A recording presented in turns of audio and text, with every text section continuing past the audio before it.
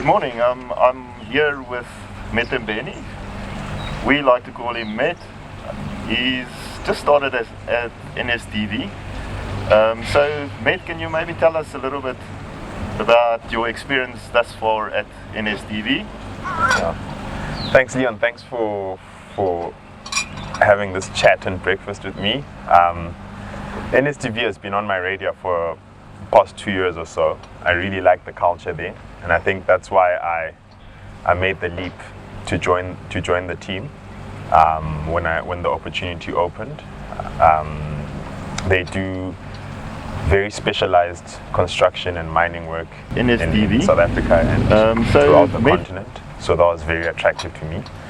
What was also very attractive and what I'm liking is the culture. The firm culture is very open, it's very solutions based. They've got a broad network of quality clients. So I love what, it's nice when you join an organization and what's advertised externally is what you find. The internal culture is very open. Mining work, it's still hardworking, and we still produce quality throughout work, the continent. It's very attractive, and what I'm like, it's very cordial. It's very nurturing, open, caring, innovative, and young. The founding partners are young. They've got a drive. So I really think that my personal values. It's nice when you join an and NSDV's values as a firm align, and I think that's always important. I've been there for 3 months now. I'm loving it. And you are sort of positioned yourself as a specialist in Zimbabwe, and as I understand, originally from Zimbabwe. So Zimbabwe is quite a enigma, really. It's got so much wealth, it's got so much minerals in the ground, but it just doesn't seem. Politics plays a role, but it just doesn't seem to get off the ground. What is your views about Zimbabwe and maybe an outlook for Zimbabwe for the next 5 years with all the lithium deposits that's been founded? Where do you see Zim go? Where is it going in the next few years? Look, let me start with your first question. What could really be holding a country with such immense potential? I mean, before we even speak about the geology, Zimbabwe's got its own school of mines, which attracts students from across SADC. It's got a very educated population. It's got a good infrastructure system. Of course, there are electricity shortages here and there, but for the most part, even though it's a landlocked country, it's got access to ports either through Beira or through South Africa or Namibia. So it's got the logistics, it's got the education. It even has very good legacy mines. I mean, if you go to a mine like Unki or Zimplats, you don't need to fly in expat workers to Zimbabwe. Everyone from the general manager right down to the cleaner is Zimbabwean. Their production is always high. Safety numbers are great. But it's almost sort of like this success story is almost confined to a few legacy mines. Zimbabwe ideally should be outperforming mining giants like Canada and Australia. With the amount of geology and the systems in place. It should really be doing well. So you're right. Here's our breakfast. Thank you. Thank you. It really does beg the question, Leon, is what could be holding Zimbabwe back? And I think, thank you. I know it sounds like a cliche to say politics, but Zimbabwe's geopolitical issues have played a negative role, let's say, in the past 10 years. But I think that there is positivity for the future. But let's just start off with the not so great stuff. I think it's not that Zimbabwe has wars. I mean, Zimbabwe doesn't have conflict minerals. You don't have to go through a conflict mineral due diligence check when you're selling minerals from Zimbabwe. I think the worry for the mining sector about Zimbabwe is that the laws are not stable. And as you understand that, as a mining investor, you need to have a very long runway to realize your return on investment in mining. So,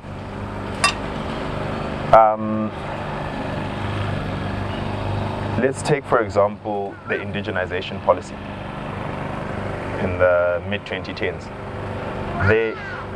There, certain minerals were designated as being reserved for native indigenous people, and a Zimbabwean had to own 51% of that mineral.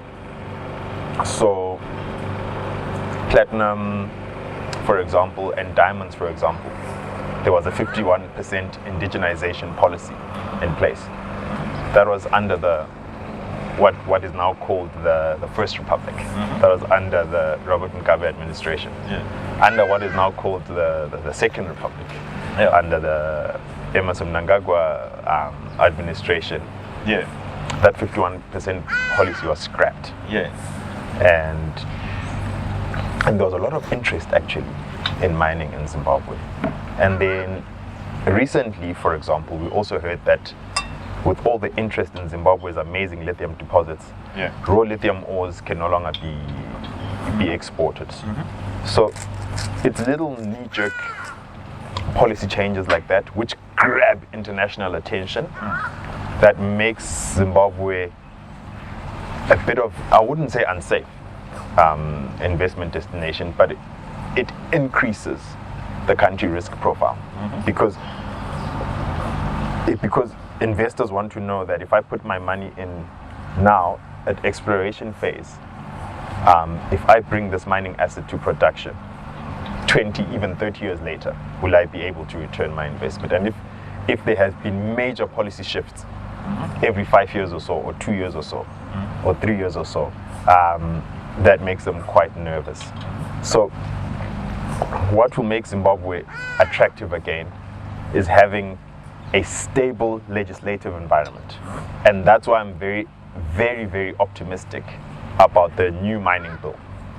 It's a complete overhaul of the current mining laws, which are older than me. And the new bill will be coming into effect when? What is the date? Well, we're not sure about the exact date which the president will sign it into law, but we anticipate that it's soon because Parliament has already gone through public comment. So it's been gazetted, it's gone through public comment. So we anticipate that could be end of the year, could be early next year. Obviously there's a big political national event happening in July, which are the national elections. So all those factors have to be factored in. But we anticipate that within the next 2-year horizon, Zimbabwe will have a completely different way of regulating its mining, and I'm quite optimistic about it. Can you just maybe the main points, the most important points of that bill, how it will affect the mining industry? I think the biggest one for me is the strategic minerals provision. So what the new bill says is that certain minerals or certain commodities will be declared by the president in consultation with the Mining Affairs Board as strategic. By strategic, it means they are of special importance to the country's economy, so social interests and geopolitical interests, so security interests. So right off the bat, with this new bill, certain minerals have already been gazetted as strategic, and that's your lithium, copper, coal, hydrocarbons, nuclear energy resources. So, well, sorry, Matthew, will this then mean that there will be some sort of limit on the export of some of these minerals, like they did with lithium? Is that included in the bill, or doesn't it mean that ban on exports will be lifted? I actually think that it's to address these issues. So once you have what the special or strategic minerals declaration means is that certain minerals you will only be able to mine under a special mining lease or a special mining grant, which basically means that there will be a very special type of regulation where you are basically entering into a contract with the state upfront when you get the right to mine. So, for example, this doesn't mean again 50%, no, 52% no, shareholding no, of the state like it did no, in the previous regulation. No, it doesn't mean that. What it means, though, which is different from the previous regulation, is that the state now in strategic minerals will have a defined interest. It is not a majority interest, but it will be defined interest. It could Is there a percentage? There's no percentage gazetted yet, but general practice in the region is about 10%. I assume that was most likely what's going to happen. And for me, that creates a lot of stability because the state now has an interest in this asset. Yeah. And it's the state and the miner now both have skin in the game. Yeah. And they have to take this asset forward. Yeah. The state now doesn't feel shortchanged whenever there's a commodity super cycle, for example. It gets dividends, it gets taxes, it gets royalties. So all those agreements are set up upfront under the strategic minerals provision. So I think that's encouraging because what was happening is that the state wasn't empowered to reap maximum benefit from strategic minerals before. So what ended up happening is that they'll make overnight statutory instruments to try and either curtail bad mining practices, or to try and make sure they properly regulate a strategic mineral. So take, for example, lithium. They just banned the export of raw lithium ore. But that causes uncertainty. That causes uncertainty. But if everyone knows that if you're going to mine lithium under the strategic minerals provision, you need to have minimum $100 million investment. So we're talking about sizable investors. So this won't be Mickey Mouse operations. What the government is trying to do is trying to attract serious investors. I think the government has learned what works and what doesn't work. They've seen the likes of Anglo America and Sibanye's success with their joint venture in their Unki mine, and they've seen Zimplat's mines, Mimosa and Zimplat's, the Impala Platinum Group mines. They are sizable investments, and they've been stable for many years. Yeah. Regardless of who's been in charge, regardless of the currency issues and the fiscal issues. So I think what they are now trying to do is create a special class of minerals where there'll be a special size of investment where the state will also be invested in its own interest therein, and there'll be very good security of tenure, that it will be hoped that such a mining asset will be a good foreign currency earner. And it's unlikely under the provision that there'll be a lot of changing of laws and changing of regulations and shifting of goalposts, which is something miners hate. Ironically, miners don't mind a coup. They don't mind. Some miners mine where there's no infrastructure and they have to fly resources out of the country. Yeah. What they hate is not knowing what the rules of the game are. Yeah. Yeah. That's frustrating. You can't plan. Yeah. And for an industry where you need to be able to plan very far ahead, that's what's been frustrating about Zim. So that's why I'm very optimistic about the new law. It's a very modern law. It's on par with global standards, and the strategic minerals provision will basically give a special regulation to those minerals, and where the state has a stake, it's unlikely that the state will torpedo its own mine, if that makes sense. Even though it's a small percentage, but it knows that it's benefiting in various ways. So, yeah. And met the beneficiation, there's been a big drive for local beneficiation. Yeah. Is that still on the agenda, and does it form any part of the new bill? Is there any particular focus on that? Local beneficiation will definitely form part of the new bill. Yeah. I think that's always been a policy. Local beneficiation has always been a policy. In fact, it's starting to become a regional policy, not just a Zimbabwean issue only.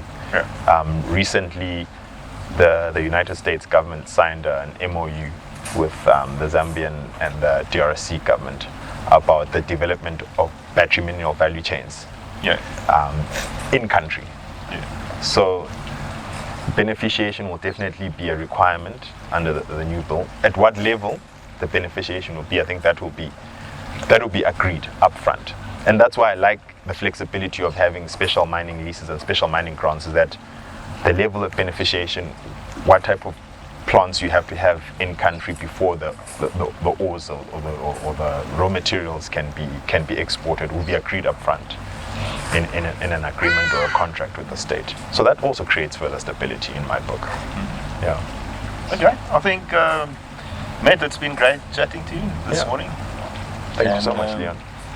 Hopefully Zimbabwe gets on the right road and we see some big improvements in the future. Look, I mean, I'm optimistic. Zimbabwe is as you said when we started the discussion, it's a very peculiar mining jurisdiction. I've been a mining lawyer there since 2018, and even I struggle to wrap my head around it. On the one hand, you can get very worrying news. For example, the Al Jazeera gold expose. But on the other hand, you can get extremely positive news. I mean, if you look at what's happening with Caledonia Mine, the constant positive results. They are producing. The ability now to go and raise foreign currency inside Zimbabwe on the Victoria Falls Stock Exchange, which is a special stock exchange which is US dollar denominated. The Zulu lithium project for Africa Premium Resources close to Bulawayo. The constantly good platinum mines, which we always, as Zimbabweans, have always done well. So and then recently, the Karo Resources mine, which is owned by Teresa, is going to be opening an open pit, low cost, high yield, very big platinum producing mine. It managed to get international funding to do PGMs in Zim, because Zim has got a track record of PGM miners being safe, being a safe mining environment. So on the one hand, the Al Jazeera documentary can send red flags, or the ban on lithium raw ores can send red flags. But on the other hand, you've got all these success stories as well, in the same jurisdiction at the same time. So it's potential. I mean, we all know the potential of Zim. They've just got to go that last bit to get to the line. And that's why I'm quite optimistic about. Look, you have to be optimistic about something. Mining inherently is a challenging industry. And you have to be optimistic about something. And in Zimbabwe's case, I'm very optimistic about the new mining bill. If just the mere fact that we have a modern law, the current act is from 1961. It was just untenable. It was no longer too much conflict with landowners and between land rights and mining rights. The government was worried about its royalties. It couldn't maximize its gains from commodity super cycles. It ended up making laws by decree.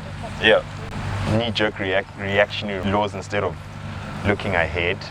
So now it's hoped that this new legislative system of regulating mining in Zimbabwe will put, I think, the only thing which has been lacking in Zimbabwe's mining industry, which is stability. We don't have sort of like security issues like military unrest. Like, I mean, in the north of Mozambique, you've got the terror issues there. You won't have huge industrial action and strikes like you will have in South Africa, for example. It's quite a peaceful jurisdiction. the two main issues were sort of like foreign currency issues and how to get your money out once you've brought it in. And just the laws changing. You know? And it's, I think, hopefully the new law is going to address a lot of those issues.